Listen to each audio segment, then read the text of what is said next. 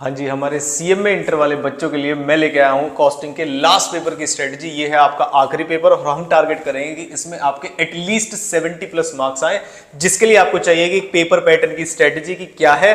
और इस बार वीडियो थोड़ी सी डिले क्योंकि एग्जाम डे पे नहीं आई, आपकी आज आ रही है, तो मैं आपके लेके आया हूँ कुछ एक्स्ट्रा का मतलब है कि मैं आपके पेपर के लिए बना के लाया हूँ एबीसी एनालिसिस।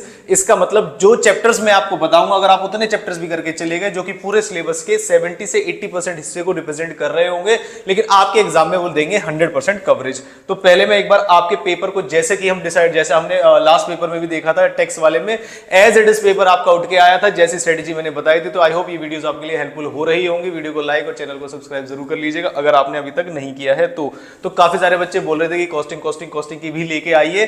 थोड़ा सा डिले हो गया है, लेकिन उसके लिए कुछ एक्स्ट्रा हम आपके लिए लेके आए हैं, जिसके अंदर मैंने चैप्टर्स एबीसी कैटेगरी के यहाँ पर डाल दिए हैं। जल्दी से मैं आपको बता देता हूं कि आपका पेपर किस पैटर्न पे आने वाला है इस बार। सेक्शन ए आप सभी बच्चों को पता है कि आपका सेक्शन ए 15 मार्क्स के 15 एमसीक्यूज आएंगे 30 मार्क्स के।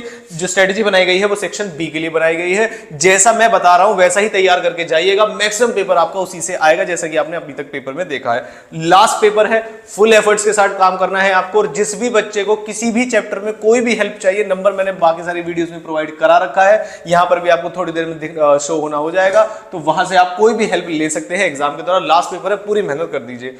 अब आते हैं सेक्शन नंबर बी जो हमारा आता है, और यहां से हमको आइडेंटिफाई करने होते हैं कि हमें कितने पेपर करने हैं। जैसे ये मॉक टेस्ट पेपर मैंने एक खोल लिया है। मॉक टेस्ट पेपर में लिखा हुआ है क्वेश्चन नंबर सेकंड के जस्ट ऊपर कि आपको कितने क्वेश्चन करने हैं, कोई भी 5 क्वेश्चन करने हैं।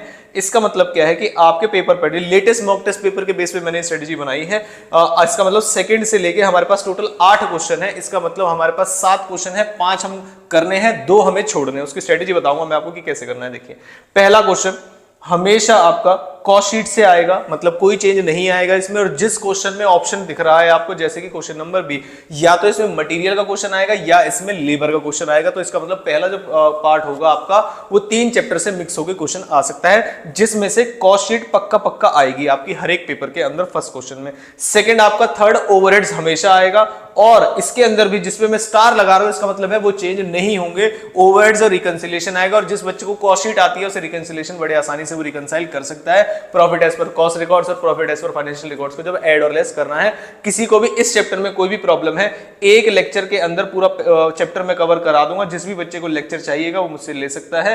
एक लेक्चर के अंदर आपका एग्जाम का 200% कंसेप्ट जो है कवर हो जाएगा। जो नंबर आपके पास ऑलरेडी है, जो कि पहले से बच्चे बात कर रहे हैं, वो उस नंबर पर मैसेज करके आप लेक्चर ले सकते हैं। नेक्स्ट फोर्थ क्वेश्चन में आया, हमेशा आएगा इसके अंदर ऑपरेटिंग कॉस्टिंग के अंदर। और ये ध्यान रखने का कि ट्रांसपोर्ट के आने के चांसेस ज्यादा होते हैं, लेकिन ये जो बाकी की इंडस्ट्री है जो आपके उसमें दी हुई है, ये भी आपके लिए उतनी ही इंपॉर्टेंट है जैसे कि ट्रांसपोर्ट, जैसे कि होटल। ज्यादा चांसेस होते हैं कि या तो होटल से क्वेश्चन आएगा या फिर ट्रांसपोर्ट से क्वेश्चन आएगा, इसके ज्यादा चांसेस होते हैं। 1-2 इंडस्ट्री और है, उसे भी आप जरूर देख के जाएंगे। फिफ्थ क्वेश्चन आएगा आपका प्रोसेस कॉस्टिंग से, और प्रोसेस कॉस्टिंग भी कंपलसरी क्वेश्चन आएगा, लेकिन पता नहीं कौन से पार्ट में आएगा। जैसे यहां पर देख रहे होगे आप कि ऑपरेटिंग कॉस्टिंग से जस्ट नीचे जो फोर्थ का बी है वो है कॉन्ट्रैक्ट से। या तो क्वेश्चन फोर्थ का बी आएगा कॉन्ट्रैक्ट का, और या फिर उसका प्रोसेस का आएगा। और अगर प्रोसेस का क्वेश्चन फोर्थ के बी में नहीं आया तो वो फिफ्थ के ए में आएगा। इसका मतलब प्रोसेस कॉस्टिंग भी हमारे लिए बन जाती है इंपॉर्टेंट। कॉन्ट्रैक्ट कॉस्टिंग का श्योर नहीं होता कि आ भी सकती है और नहीं भी आ सकती। जिस चैप्टर में मैं स्टार लगा रहा हूं कंफर्म आने वाले हैं।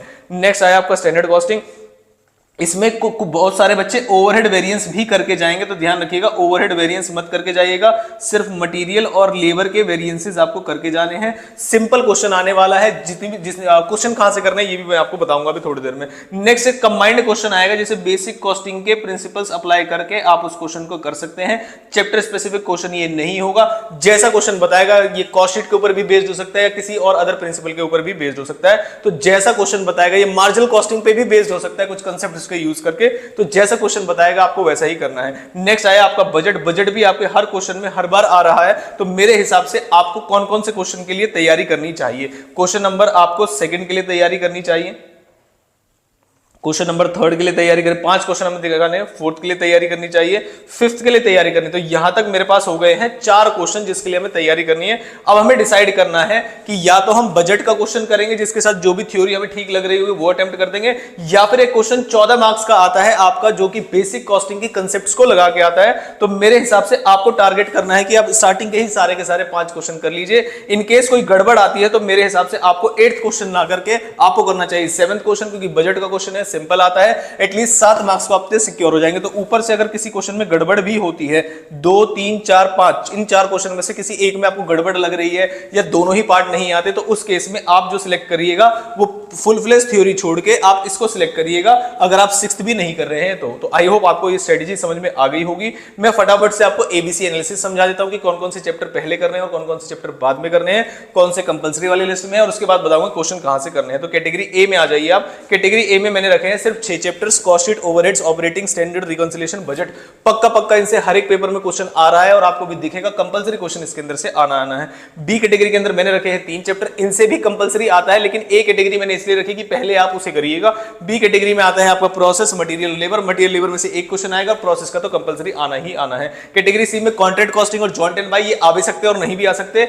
उन बच्चों के लिए सी कैटेगरी होती है जिन बच्चों को लगता है कि मेरा है 65 समय कम, मैंने अभी तैयारी ढंग से नहीं किया और एग्जाम से 1 महीना पहले मैंने मल्टीपल रिवीजन और कॉम्प्रिहेंसिव टेस्ट नहीं दिए, उनके लिए सीक्वेंस बनाया जाता है ताकि आप ए और बी कैटेगरी को मस्ट करके जाइए। सी कैटेगरी को छोड़ भी देंगे, अगर आपके पास टाइम नहीं है तो छोड़िए, अदरवाइज तो जो बच्चे फुल फ्लेज तैयारी के साथ गए हैं वो ना तो एक भी क्वेश्चन छोड़े ना एक भी चैप्टर छोड़े, सारी तैयारी आपको करके जानी है। ये है एबीसी कैटेगरी हमारी, दोनों ही पीडीएफ आपको डिस्क्रिप्शन बॉक्स में मिल जाएंगे, फटाफट से डाउनलोड करके आप इसको अपनी तैयारी को बेस्ट तरीके से दे दीजिएगा। और लास्ट का पेपर जैसा भी जाता है बच्चे का वैसा ही माइंडसेट रहता है रिजल्ट को लेके, तो बेस्ट तरीके से आपको तैयारी करनी है आपको लास्ट पेपर कॉस्टिंग को लेके। अब आते हैं क्वेश्चन कहां से करने हैं। तो आपने जो भी क्वेश्चन जिस भी टीचर से क्लासेस ली है सिर्फ वही क्वेश्चन प्रैक्टिस करके रिवाइज करके जाने हैं, क्योंकि ऑलरेडी जो क्वेश्चन आपको आते हैं अगर आप उन्हीं को रिवाइज कर लेते हैं तो यही होगा आपके लिए इनफ। कोई भी नया क्वेश्चन आप ट्राई ना करें एग्जाम के दिन के दौरान, वरना आपका जो माइंडसेट है वो हो जाएगा पजल। तो मेरा ये मानना है कि आपको जितने भी क्वेश्चन आपके टीचर ने कराए हुए हैं हर एक सब्जेक्ट के अंदर ऑडिट टेक्निक से उसको क्वेश्चन को रीड करिए और इसमें और 2 क्वेश्चन एटलीस्ट एक चैप्टर से आपको करने हैं हाथ से, ताकि आपको याद आ जाए कि इन सारी चीजों में क्या क्या होता था। आई होप ये वीडियो आपके लिए हेल्पफुल रही होगी। इसके अलावा कोई भी हेल्प चाहिए तो मैं स्क्रीन पे भी नंबर लगा दूंगा और मैं लास्ट में लिख भी देता हूं कि आप फटाफट से इस नंबर पे कोई भी हेल्प ले सकते हैं आपके एग्जाम के दौरान। और जब ये एग्जाम खत्म हो जाएगा आपका लास्ट वाला, तो मुझे बताइएगा पेपर कैसे गए आपके, तब आपकी ग्रुप 2 की तैयारी मैं आपको बताऊंगा कि किस तरीके से स्टार्ट करनी है। जैसा कि आपने देखा होगा कि एफएम वगैरह के पेपर में ऑलरेडी बच्चों के कितने सारे क्वेश्चन ऐसे ही थे जो मैंने एज इट इज कराए थे। तो लास्ट पेपर दे दीजिए, उसके बाद बात करेंगे कि ग्रुप 2 की तैयारी में हम क्या क्या आपकी हेल्प कर रहे होंगे। तो थैंक यू वेरी मच, आप अपनी तैयारी में लग जाइए। लास्ट पेपर है, बिल्कुल भी नींद सोशल मीडिया सबको साइड करके पूरी फुल फोकस के साथ लग जाइए लास्ट के पेपर।